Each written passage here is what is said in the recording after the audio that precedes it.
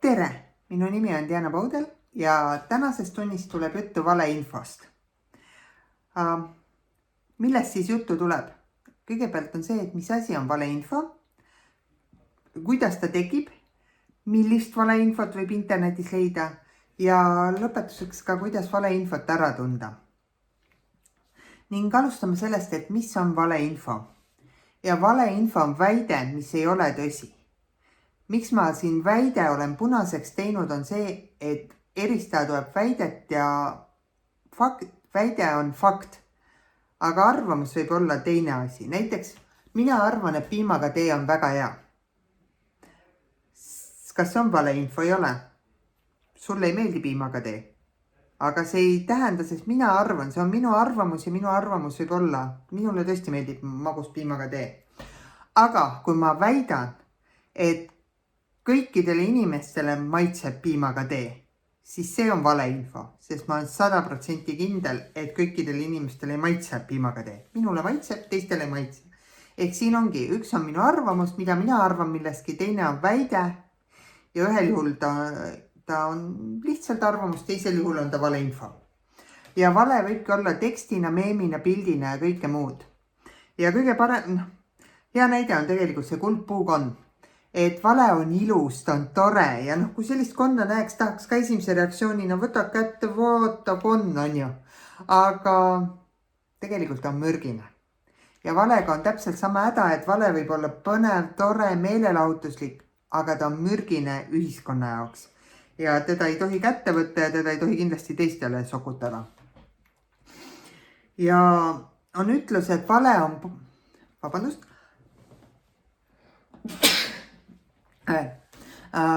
on ütlus, et vale on poolel teel ümber maailma, enne kui tõde saapad jalga saab. Ja nii kahjuks ongi eriti interneti ajastul. Interneti ajastul on ta juba 3 tiiru ümber maakera teinud, enne kui tõde saapad jalga saab. Sest inimestele... No näed. Vaata kui hea, et ma olen virtuaalne õpetaja, kui ma oleksin klassiruumis, põgeneksite kõik klassist, et näed, õpetaja turtsub ja äevastab.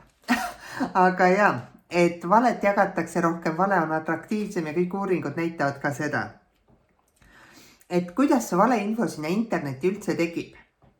Et vale võib põhimõtteliselt tekkida 2 viisil. Ja üks neist on teadlikult. Keegi teadlikult paneb vale interneti. Teabki, et see on vale, kirjutab valet ja postitab see interneti. Teine on see, et kogemata. Et ma loen midagi, ma arvan, et see on tõsi, jagan edasi, väidan midagi, aga ma ei kontrolli infot. Ja need, kes teadlikult teevad, siis neil on eesmärk. Nemad tahavad oma valega saavutada mingit kindlat eesmärki. Samas need, kes kogemata teevad seda tavaliselt rumalusest, lollusest, mis iganes.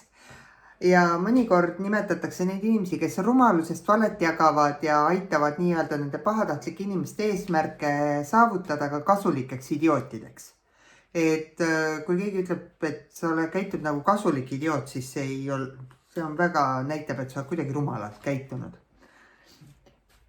Aga mis siis selle valeinfo eesmärk võib olla? Ta võib mingi toote müümine olla. Näiteks, oi, mul on imerohi, tead, kuivatatud ussisabad ravib kõike 100 haigust, on ju. Meditsiinidoktorid ja kõik väidavad, et kuivatatud ussisabad ongi see imerohi. Valetan. Panen võib-olla sinna mingi fake doktori pildi ka.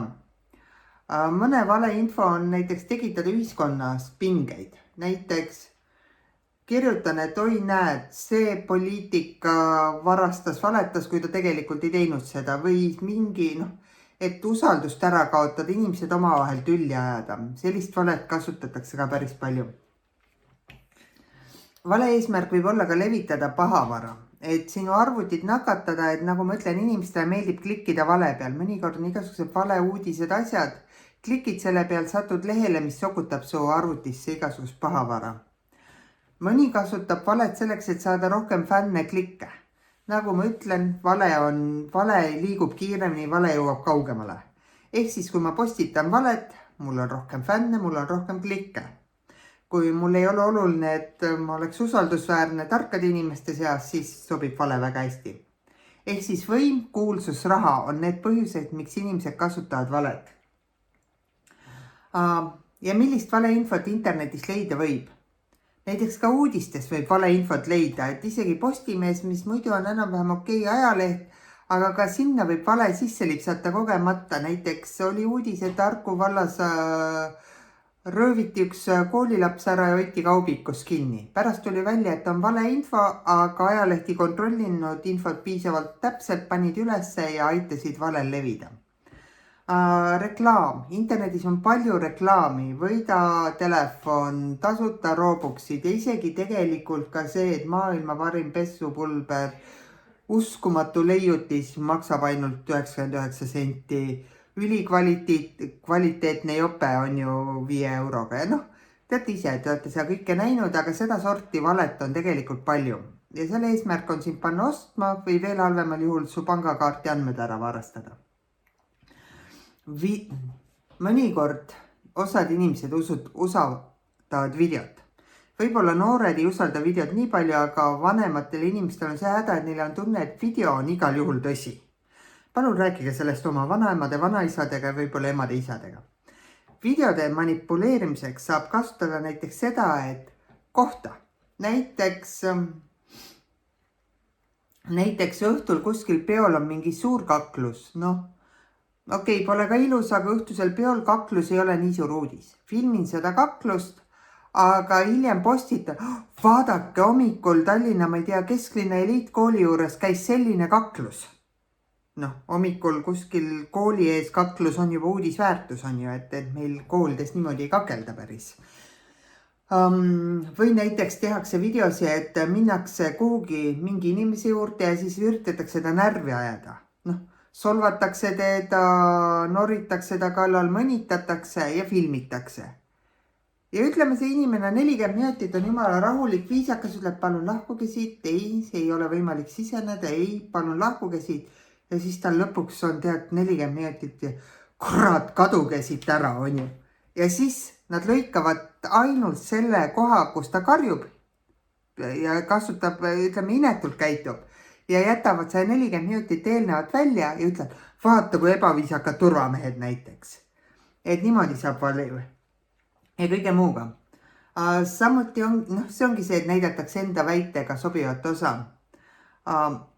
Samuti on see deepfake, ehk siis see tehnoloogia, kus sa saad, kui kellegist on piisavalt palju videos internetis, siis sa saad need videod võtta, lasta läbi töödelda ja panna selle teha inimesest video, kus ta räägib just seda juttu, mida sinul vaja on. Ehk siis kleebid endale näo peale.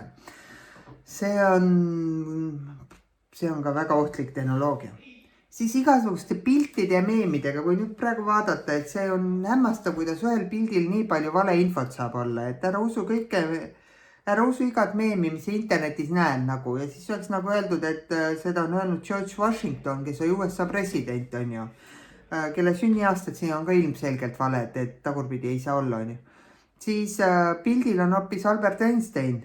Ja kumbki neist tüüpidest ei elanud sel ajal, kui üldse internet või sotsiaalmeedia oli. Ehk siis nii palju valet ühel väikesel pildil.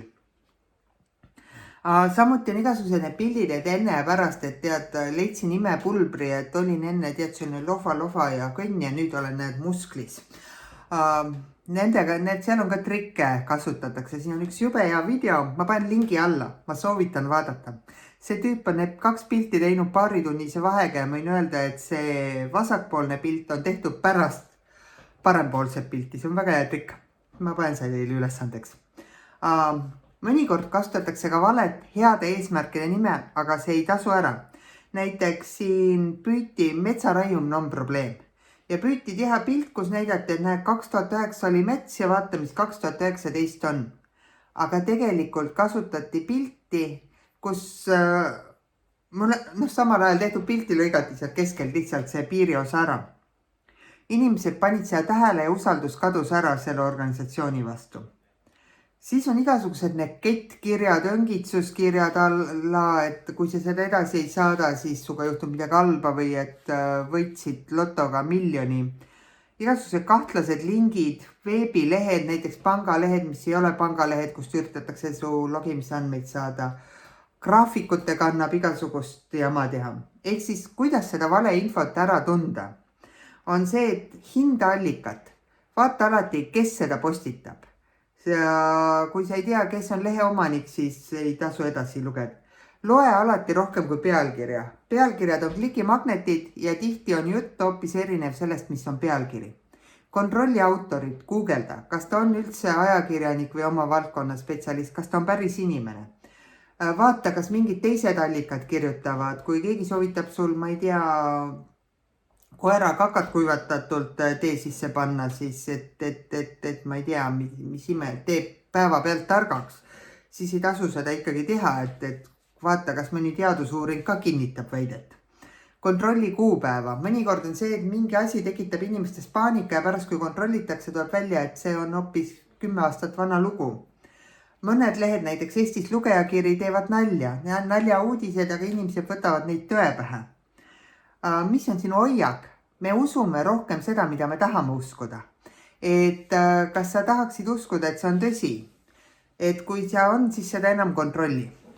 Ja küsi nõu ekspertidelt. Kui sa pole kindel, siis otsi mõni ekspert, ükskõik see ei pole õpetaja, see ei tuttav täiskasvanuna. Küsi nõu, kas see info on tõene, ei ole, kui sa ise ei suuda hinnata ja see info on sinu jaoks oluline. Okei, valeinfost võiksin ma pikalt rääkida, kuna selle kohta ma teen väga pikki koolitusi ja kõike muud. Aga ma panen siia mõned lingid, mõned ülesanded ja kui see teema sind huvitab, siis uuri ja hoia silmad lahti internetis ja vaata, kas sa paned tähele, kui palju valet sinu ajajoonel on või ei pane. Okei. Turvalist internetis seiklemist. Tšau!